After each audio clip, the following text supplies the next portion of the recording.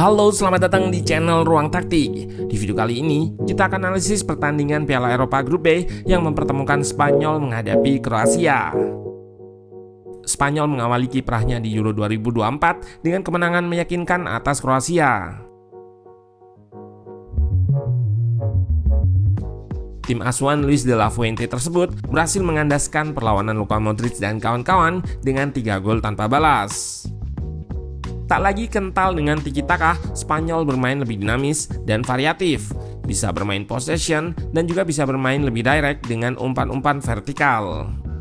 Statistik menunjukkan tim berjuluk La Furia Roja ini tak dominan dalam penguasaan bola dan kalah dalam jumlah peluang. Namun mereka bisa bermain lebih efektif dan bisa unggul 3 gol di babak pertama. Keran gol Spanyol dibuka oleh Alvaro Morata melalui serangan balik cepat.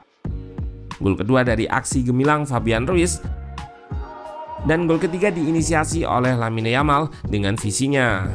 Nah, penasaran dengan jalannya laga dari segi taktikal? Let's go, kita bahas sama-sama. Spanyol turun dengan formasi 4-1-4-1. Lini belakang diperkuat oleh center back Real Sociedad, Robin Lenormand, yang berduet dengan Nacho Fernandes. Di posisi fullback ada Carvajal dan Cucurella yang dipercaya menjadi starter. Lini tengah diisi oleh Rodri bermain sebagai single pivot, Fabian Ruiz sebagai gelandang box to box, dan Pedri sebagai gelandang serang.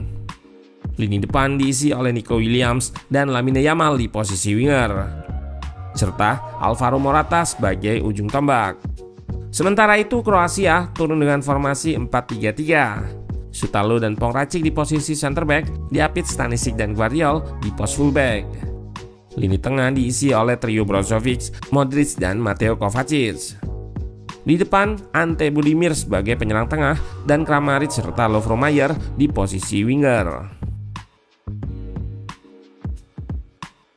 Spanyol memulai bangun serangan dengan menerapkan kelebaran maksimal yang diokupansi oleh dua fullbacknya di koridor sayap. Di tengah, Rodri sebagai single pivot dan Fabian Ruiz serta Pedri akan menempati koridor half space. Sementara itu, Kroasia merespon dengan struktur block press medium 4-1-4-1 atau 4-2-3-1. Dengan struktur block press seperti itu, mereka hanya punya satu pressure di depan yang kalah jumlah menghadapi dua center back Spanyol. Jika gelandang di lini kedua tidak step up atau naik, maka salah satu center back Spanyol akan mempunyai kebebasan untuk menguasai bola. Namun jika gelandang Kroasia terpancing naik, maka akan muncul celah di lini tengah yang akan dimanfaatkan oleh Spanyol untuk melakukan progresi. Seperti yang terlihat di klip ini, Modric bergerak naik untuk menekan center back. Keputusannya tersebut menjadikan Fabian Ruiz bebas dan bisa bergerak melebar sebagai target progresi via Cucurella di area kelebaran. Fabian Ruiz di laga ini memang menjadi pemain yang memiliki peran krusial di fase build up sebagai target progresi. Seperti pada klip sebelumnya, gelandang PSG ini sering melakukan pergerakan horizontal di belakang lini kedua Kroasia. Ia akan melebar saat Spanyol melakukan sirkulasi ke fullback di area kelebaran dan dijadikan outlet progresi dari fullback. Di sini kembali terlihat bagaimana pemain bernomor punggung 8 ini bergerak di belakang lini kedua Kroasia menjadi target progresi sekaligus konektor untuk menghubungkan lini belakang dan lini depan.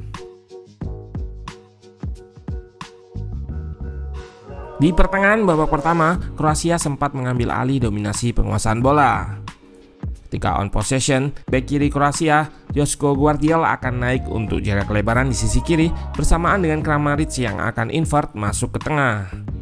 Di kanan, Stanisic juga akan memainkan peran yang sama dengan Gvardiol yang juga memposisikan dirinya di area yang lebih tinggi. Dengan Kramaric yang invert ke tengah menjadikan Kroasia memiliki extra man, sehingga di beberapa momen mereka membentuk box midfield dengan 3 gelandang plus Kramaric yang cukup untuk mengoverload lini tengah Spanyol. Dengan struktur fullback di kelebaran dan inverted winger, Kroasia bisa pegang possession di pertengahan babak pertama. Bahkan, possessionnya mencapai lebih dari 70% di rentang waktu tersebut. Pun begitu, fullback yang positioningnya cukup tinggi tadi meninggalkan lubang di area pertahanan yang rawan terekspos di fase transisi dari menyerang ke bertahan. Bisa dikatakan saat on possession atau menguasai bola, Kroasia tidak memiliki struktur rest defense yang ideal guna mengantisipasi situasi transisi. Kelemahan ini juga yang terekspos di gol pertama Spanyol.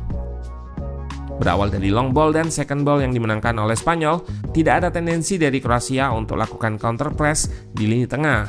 Dan di belakang, dua fullbacknya sudah di posisi yang tinggi, serta dua center backnya yang berjauhan. Terjadi kalah jumlah dengan 4 pemain Spanyol di garis depan. Lubang menganga di pertahanan ini diekspos oleh serangan kilat. Fabian Ruiz dengan jeli melepaskan terupas kepada Morata. Striker Atletico Madrid tersebut melakukan solo run dan berhasil menyelesaikan peluang dengan baik. 1-0 Spanyol buka keunggulan. Organisasi pertahanan yang buruk dari Kroasia kembali terlihat di proses gol kedua Spanyol yang hanya berselang 3 menit dari gol pertama. Berawal dari pergerakan Lamine Yamal di sisi kanan yang berhasil menarik dua pemain Kroasia, Pedri di koridor half space tidak mendapatkan pengawalan dari pemain yang ada di dekatnya. Di tengah, ada Nico Williams yang mengikat satu gelandang dan Fabian Ruiz yang lepas dari penjagaan Kovacic. Gelandang PSG ini melewati dua pemain Kroasia sebelum melepaskan tembakan kaki kiri yang gagal diantisipasi oleh Livakovic. Selain bisa melepaskan sepakan akurat, Fabian Ruiz sangat lihai mendapatkan ruang tembak di celah yang sempit. Saat menyerang, Spanyol menerapkan kelebaran maksimal di garis depan dengan dua winger yang melebar. Pedri sebagai gelandang serang dan Fabian Ruiz yang bermain box to box akan menempati koridor half space. Di sisi kiri, Cucurella yang punya naluri menyerang juga sering naik, mengisi kelebaran bersama dengan Williams yang akan invert ke half space. Alvaro Morata juga sering bergerak turun ke lini kedua yang menjadikan serangan Spanyol lebih dinamis. Selain itu, mereka juga menerapkan set play corner kick pendek yang beberapa kali mengancam pertahanan Kroasia, salah satunya berbuah gol ketiga di akhir babak pertama. Berawal dari corner kick pendek yang dieksekusi oleh Yamal dan Williams, terlihat Spanyol menempatkan 3 pemain di area corner yang juga menarik 3 pemain Kroasia. Dari sisi kanan, Yamal melihat ruang kosong di antara kiper dan blok defense Kroasia, lalu melepaskan crossing ke area tersebut yang kemudian disambut oleh Carvajal dengan mengubah arah bola. Di momen ini terlihat bagaimana visi dari Lamine Yamal yang bisa melihat ruang kosong dan tekniknya dalam melepaskan crossing yang mengarah ke gawang atau in-swing cross menimbulkan dilema bagi kiper untuk mengantisipasinya. Spanyol terlihat sebagai tim yang tidak hanya mengandalkan ball possession saja. Selain efektivitas yang sudah mereka tunjukkan pada gol-golnya, saat dibutuhkan, Spanyol juga bisa bertahan dengan adaptif. Ketika bertahan, mereka merespon taktik kelebaran maksimal Kroasia dengan wingernya yang ikut trackback guna mensupport fullback dan mengcover area kelebaran. Pun begitu, pertahanan yang digalang oleh Nacho Fernandes dan kawan-kawan masih belum sempurna dan beberapa kali bisa ditembus oleh Kroasia. Namun setiap kali celah pertahanannya terekspos, Spanyol relatif bisa dengan cepat melakukan recovery guna meredam ancaman di area pertahanan. Seperti yang terlihat di sini, saat Kovacic berhasil mengekspos ruang di koridor half space dan mengirimkan cutback ke mulut gawang, namun masih ada Cucurella yang berhasil melakukan blocking. Selain big chance yang diblok Cucurella, Kroasia juga mendapatkan peluang emas dari titik putih setelah Unai Simon melakukan blunder dan Rodri dianggap melakukan pelanggaran. Namun lagi-lagi peluang emas berhasil dimentahkan oleh Spanyol.